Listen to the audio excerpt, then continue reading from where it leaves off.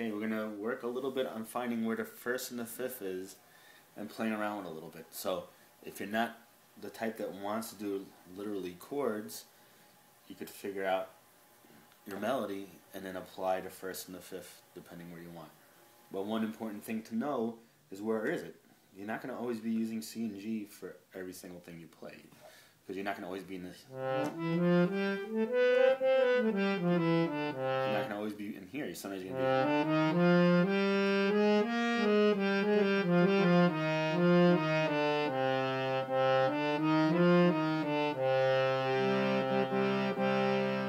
So you might be playing different key, or you might be playing a different tot, where it's going to throw things around.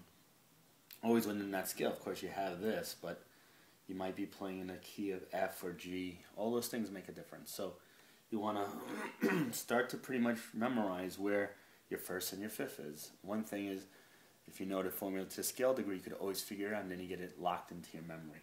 So let's pick F, the key of F, for a second. So remember, it's full, full, half, full. So 1, 2, 3, 4, 5. So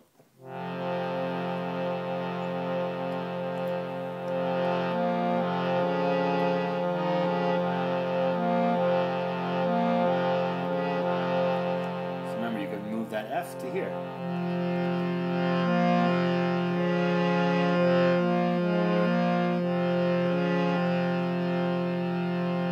You can move that C to here.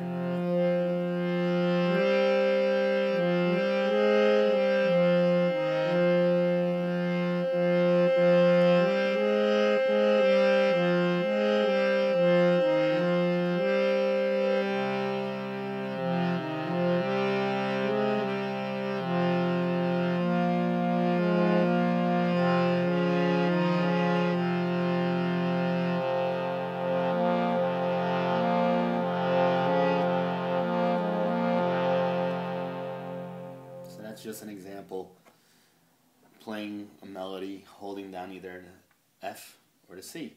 So remember, you could switch that all up and down the octave. You want to get used to that. Okay, let's go with the G now. So G, you got the G. So full, full, half, full,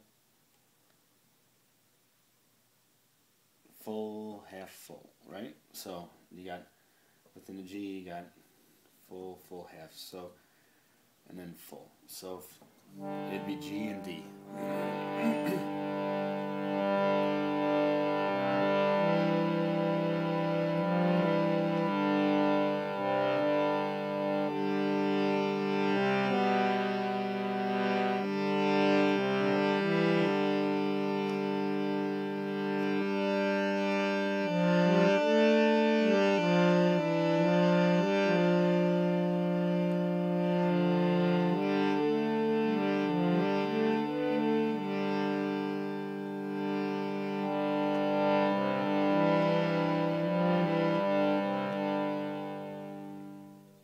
Using the 1 and the 4 too is not a bad thing. Obviously, you'll see if I go in the key of A, right?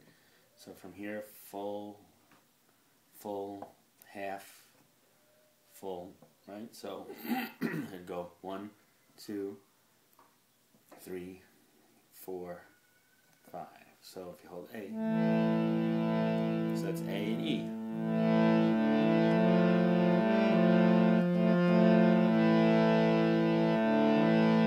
That A up here.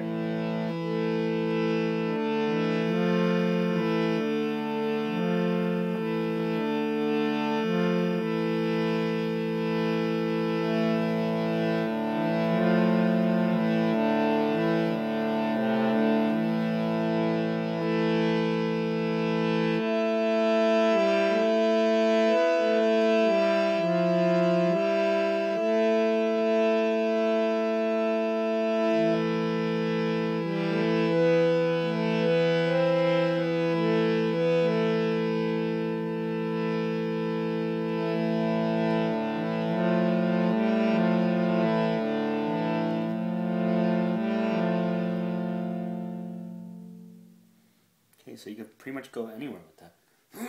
So you don't have to literally hold.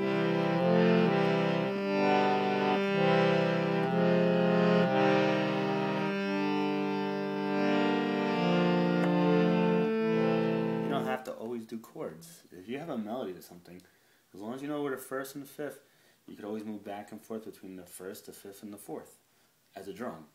So even here, so say which is C, the first and the fifth is C and G, which is Sa and Pa. So remember, you could also hold down Ma.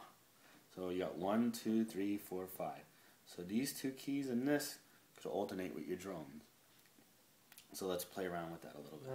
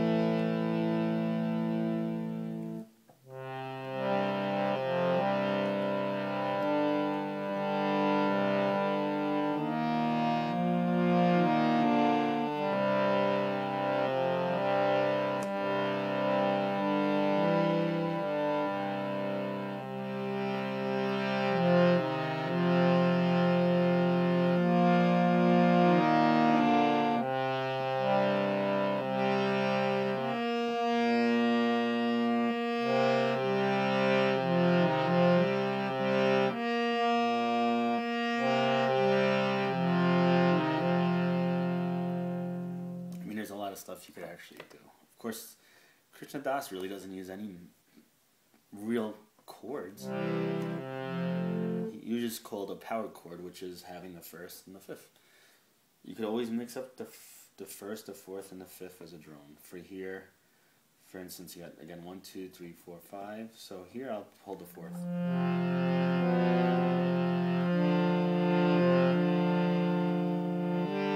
Move to the fifth.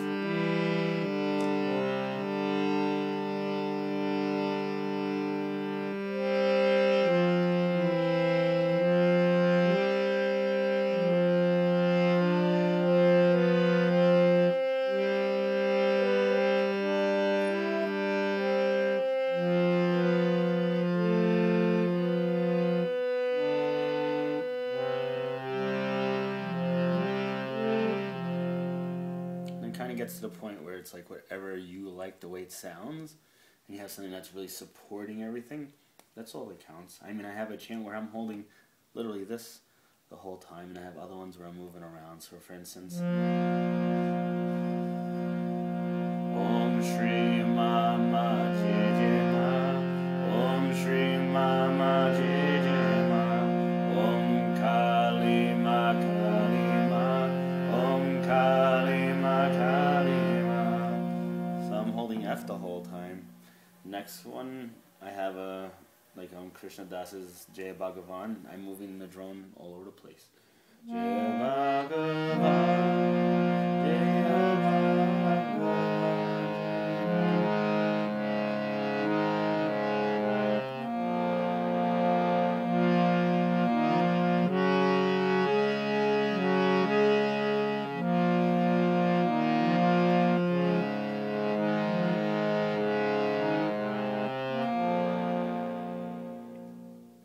So there's a lot of little things you could do. It's just getting comfortable, knowing where first and the fifth is for everything. Even it doesn't even have to always be the first, the fourth, and the fifth. It could be the third. I mean, sometimes it has that just, even like for instance, you have the minor. This sounds cool. Watch, just it's gonna be 1, 2, 3, the first and the third.